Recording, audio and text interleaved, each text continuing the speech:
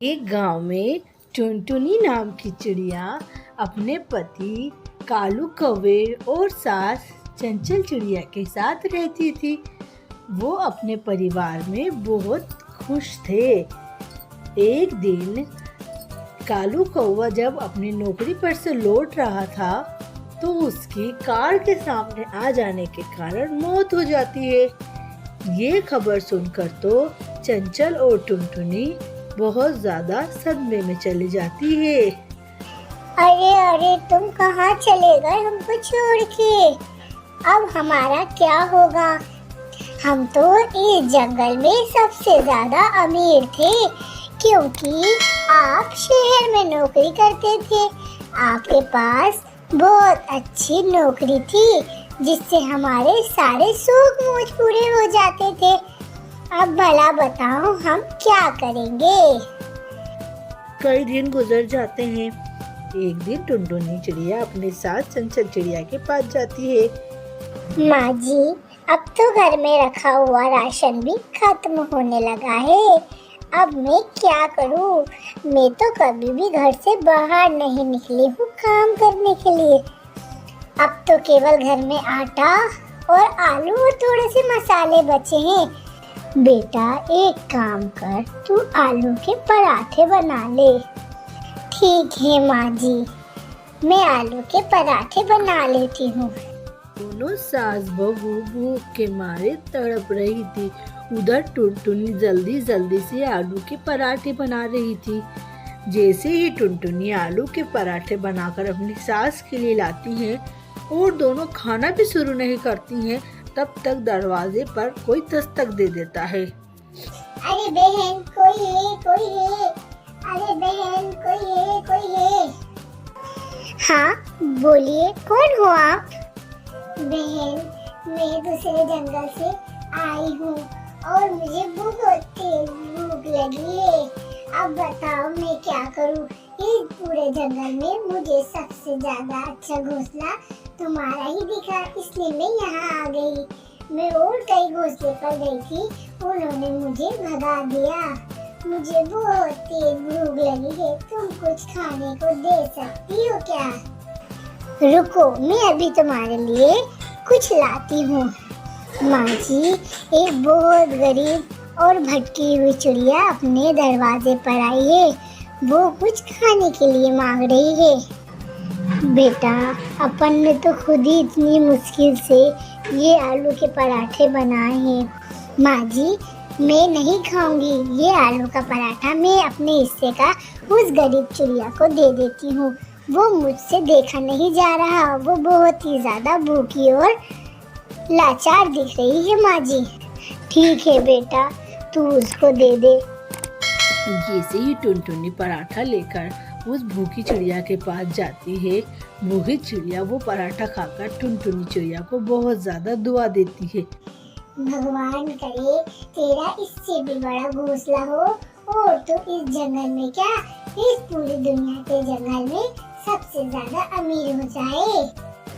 हाँ बहन जी, हम तो बहुत ज्यादा ही गरीब है, क्योंकि हमारा पति मर चुका है।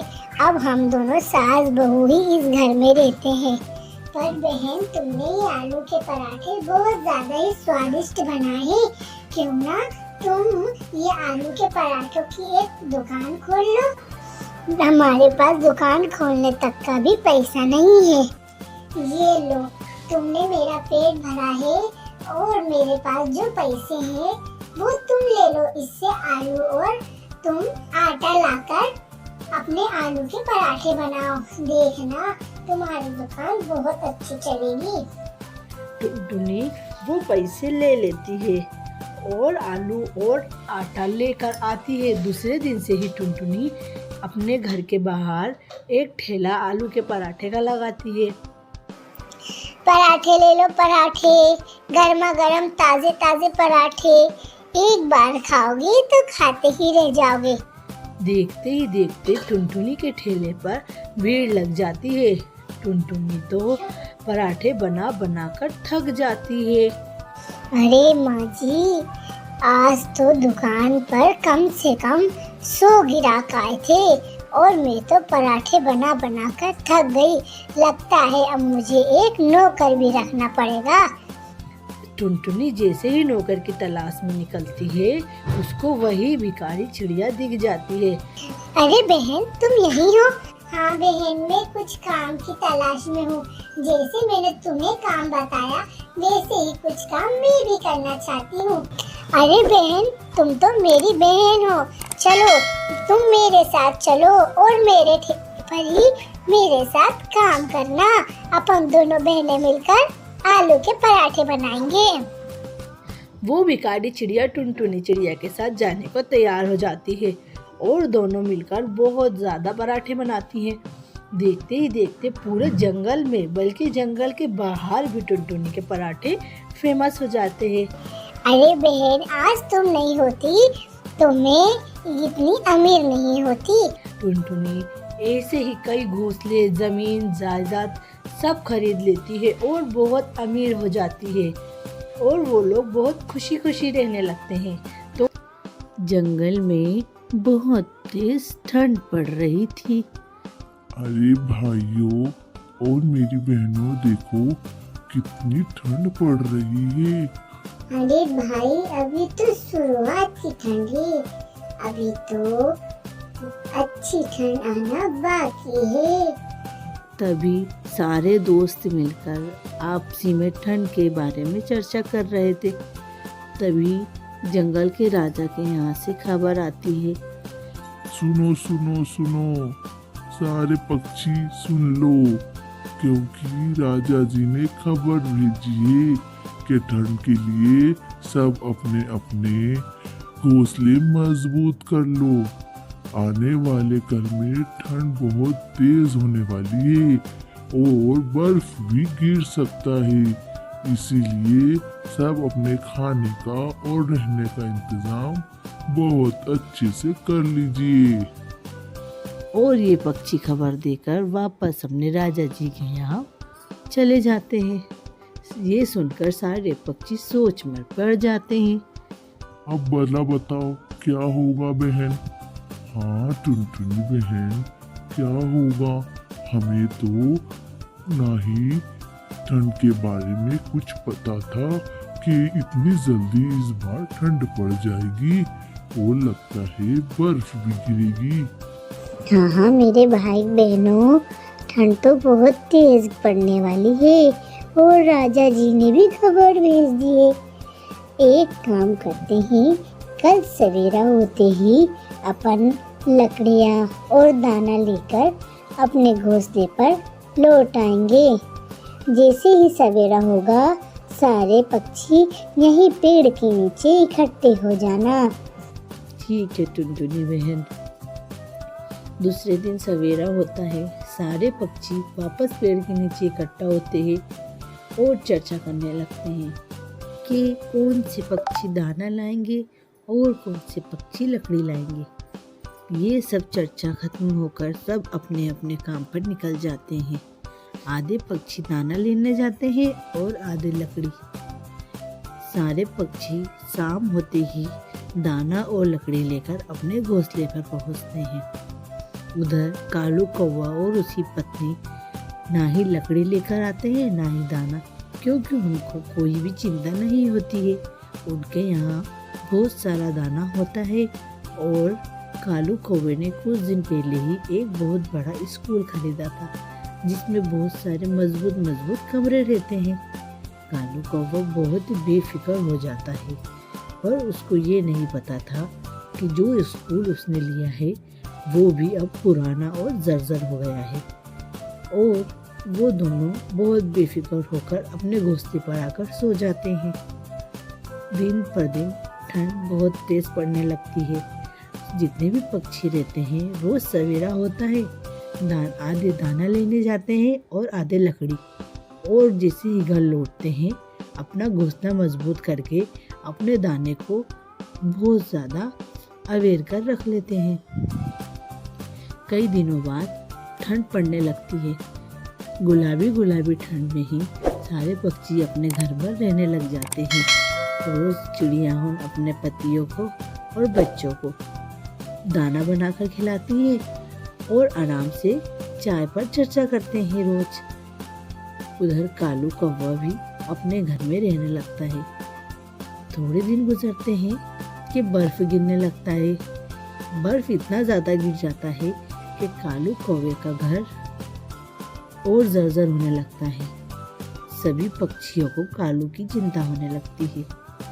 अरे भाई कालू, क्या बात है, तुम दाने और एक और घोंसले का इंतजाम कर लो। हमें नहीं लगता है कि ये तुम्हारा घोंसला ज्यादा दिन चलने वाला है। अरे तुम सब अपना काम करो। ये मैंने इतना महंगा लाखों का स्कूल खरीदा है, ये ऐसे ही नहीं गिरेगा। अरे कालू भाई, तुमको क्या लगता है कि तुम्हारा घोंसला और तुम्हारा स्कूल बहुत मजबूत है? नहीं, ये तुम्हारी गलत फहमी है। देखना, बर्फ का कहर इतना ज्यादा है कि ऐसा ना हो कि तुम दोनों पति पत्नी सोते सोते ही इस स्कूल में दब जाओ। ऐसा सुनकर कालू कौवे की पत्नी क्रोध में आ जाती है। अरे तुम अपनी मनुष्य जबान बंद रखो, ऐसा मत बोलो जिससे कि हमारे को बुरा लग जाए। अरे बहन, मैं तुम्हें कुछ भी गलत नहीं बोल रही हूँ। हमें तो तुम्हारी चिंता है, इसलिए हम तुम्हें राय दे रहे हैं। जाओ जाओ, तुम अपने बनाए हुए घोंसले में जाकर आराम से सो जाओ। कई दिन गुजर जाते हैं। बर्फ एक रात इतना ज़्यादा गिरता है कि जो टुनटुनी चिड़िया ने बोला था वही होता है। कालू कौवा और उसकी पत्नी की स्कूल पर इतना बर्फ का कहर हो जाता है कि वो स्कूल टूटकर बिखर जाता है। टुनटुनी चिड़िया और बाकी सारे पक्षी अपने अपने घोंसलों में आराम कर रहे होते हैं। बचाओ बचाओ, अरे हमें बचाओ बचाओ। उनकी यह बचाओ बचाओ आवाज़ सुनकर टुनटुनी और सारे पक्षियों की नींद खुल जाती है और वो जैसे ही बाहर निकल कर देखते हैं तो कालू कौवा और उसकी पत्नी बर्फ के नीचे दबे हुए होते हैं। सारे पक्षी तुरंत जाकर उन दोनों की जान बचा लेते हैं। अरे अरे अरे अरे, ये क्या हुआ? टुनटुनी बहन, तुमने जो बोला था वो सच हो गया।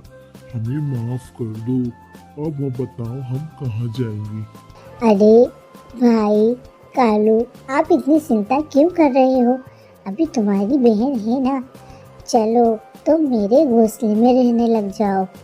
अपन तीनों एक साथ खुशी खुशी रहेंगे और जैसे ही बर्फ गिरना बंद हो जाएगा और ठंड चली जाएगी, तुम वापस से अपना घोंसला बनाकर उसमें रहने लग जाना। ठीक है बहन, शुक्रिया। हमने तो तुम्हें गलत समझा था, पर तुम नहीं, हम गलत थे। और कालू कौवे और उसकी पत्नी की अकल ठिकाने आ जाती है और वो टुनटुनी के साथ उसके घोंसले में खुशी खुशी रहने लगते हैं। एक गांव में टुनटुनी नाम की चिड़िया अपनी दो बहुएं चंचल और चुन्ना चिड़िया के साथ रहती थी। उसके दोनों बेटे बाहर शहर में नौकरी करते थे। वो कई दिन गुजरने के बाद घर लौटते थे। टुनटुनी चिड़िया की दोनों बहुएं चंचल और चुन्ना टुनटुनी से बिल्कुल भी नहीं डरती थी। जहाँ उनके पति के आने का टाइम होता था, वैसे ही दोनों काम में लग जाती थी और पति जाने के बाद आराम करती थी। बेचारी टुनटुनी चिड़िया दिन भर घर में काम करती, बहुओं के लिए खाना बनाती और बहुएं दिन भर आराम करती। अरे अरे टुनटुनी बहन, एक बात बोलूं, तुम्हारी दोनों बहुएं तो बहुत चालाक है। बताओ कब तक तुम ऐसे घर में काम करती रहोगी? तुम्हारे बेटे तो बाहर शहर में काम कर रहे हैं और जब वो आते हैं तो तुम्हारी बहुएं काम करने लग जाती है और जब वापस वो शहर लौट जाते हैं तो वो आराम करती है। ये तो बहुत गलत बात है टुनटुनी बहन। अरे बहन, क्या बताऊं, इस बुढ़ापे में तो अब मेरे हाथ पांव नहीं चलते। देखो कितने दिनों से मेरे चश्मे की डंडी टूट गई है। कब से दोनों बहनों को बोल रही हूँ जाओ और तुम्हारे पतियों को फोन लगा के बोल दो कि शहर से आओ तो माँ जी के लिए एक चश्मा ले आना, पर नहीं, दोनों बहनें एक जैसी हैं, कभी भी मेरी बात नहीं सुनती हैं। एक बात बताऊं टुनटुनी बहन, अगर तुमको तुम्हारी बहू को सुधारना है तो एक उपाय निकालना पड़ेगा। जल्दी बताओ कॉफी बहन, क्या उपाय निकालूं मैं अपनी बहू को सुधारने का? एक काम करो, अपना कान इधर लाओ। टुनटुनी चिड़िया के कान में फुसुर फुसुर करने लग जाती है। अच्छा बहन, अब ये ऐसा करना पड़ेगा बहू को अकल ठिकाने लाने के लिए।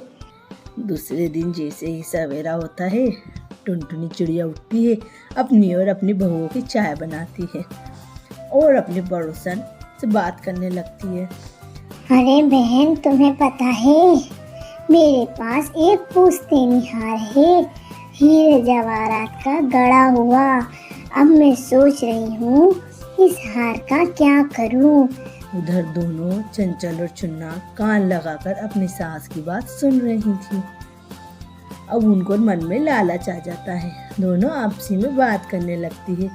मैं तो इस घर की बड़ी बहू हूँ, लगता है मम्मी पुश्तैनी हार मुझे ही देंगी। अरे मुझे देगी? अब देखना, कल सुबह उठते ही मैं घर का सारा काम करने लग जाऊंगी तो मम्मी मुझसे प्रसन्न हो जाएगी और पुश्तैनी हार मुझे दे देगी। अरे बहू, क्या आपसी में पुटर पुटर कर रही हो? नहीं नहीं माँ जी, कुछ नहीं। वो हमने सुना था कि आपके पास कोई पुश्तैनी हार है। हाँ बेटा, मेरा पुश्तैनी हार है, मुझे मेरी सास ने दिया था। अब मैं सोच रही हूँ उस हार का क्या करूँ। ऐसा कहकर टुनटुनी चिड़िया वहाँ से चली जाती है। दूसरे दिन जैसे ही सवेरा होता है, दोनों बहुएं काम में जुट जाती है। माँ जी को फटाफट गर्मा गर्म चाय, पराठा, अंडे तल के ला देती हैं। माँ जी नाश्ता कर लीजिए। अरे सुनना, तुम मेरी ही बहू हो, मुझे यकीन नहीं हो रहा। आज क्या हो गया है तुम्हें? उधर चंचल घर के बर्तन, पोछा, झाड़ू, कपड़े कर रही थी। दोनों बहुएं ऐसी काम में लग जाती है। दिन पर दिन दोनों बहुओं में काफी सुधार आने लगता है। जैसे ही सवेरा होता है, दोनों बहुएं काम में लग जाती हैं। टुनटुनी चिड़िया ये देखकर बहुत खुश होती है और जो पुश्तैनी हार की बात वो अपनी सहेली से कर रही थी वो झूठी थी। पर टुनटुनी चिड़िया अपनी बहुओं के लिए बाजार जाकर 2 हार खरीद कर लाती है और उन दोनों को एक एक हार दे देती है। बहुओ, ओ मेरी प्यारी प्यारी बहुओ, इधर आओ, देखो मैं तुम्हारे लिए क्या लाई हूँ। ये गिफ्ट के बॉक्स, इसके अंदर तुम्हारे लिए पुश्तैनी हार है। अरे माँ जी, हम दोनों के लिए? हाँ बेटा, तुम बहुत अच्छी बहुएं हो। तुम दोनों इस तरीके से ही अपने घर को संभालना। और ये लो पुश्तैनी हार दोनों, ठीक है? और वो लोग बहुत खुशी खुशी रहने लगते हैं। तो फ्रेंड्स, कैसी लगी आपको हमारी कहानी? अगर आपको हमारी कहानी पसंद आए तो हमारी कहानी को लाइक करें, शेयर करें और हमारे चैनल को सब्सक्राइब करें।